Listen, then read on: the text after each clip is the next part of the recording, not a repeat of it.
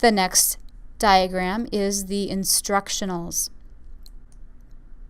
And these again are simplified, yet the instructionals potentially could be very realistic images of actual objects. They really don't tell how the entire object works. Again, that's the depiction, but they tell an important action involving the object.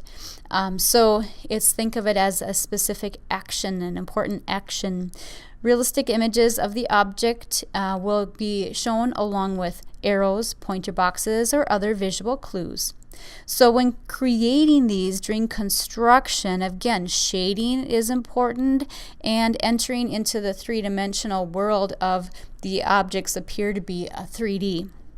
So we do want to use realistic images.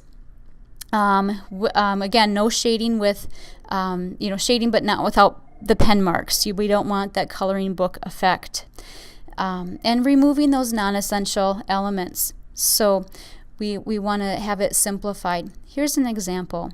So we're going to use some sort of instructions here, but we don't want to have multiple steps. We want to keep it very simple. And again, you don't want to use instructionals when a photograph would be just as good, or a photograph would be needed instead. So here's an example of an instructional about twist tops. Very simple. We have a three-dimensional object there.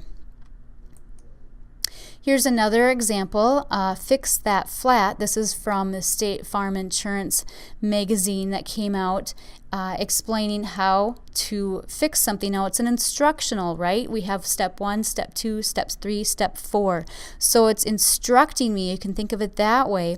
In a visual way, again, if you look at the illustrations, details are removed. It's very simple.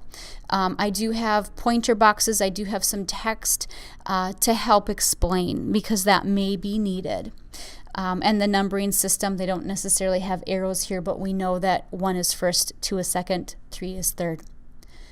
Another example here, which is kind of interesting, 8 steps to create an infographic.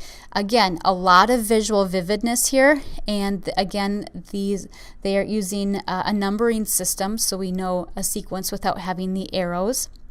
And a text along with graphics, things to catch the eye and move the reader along.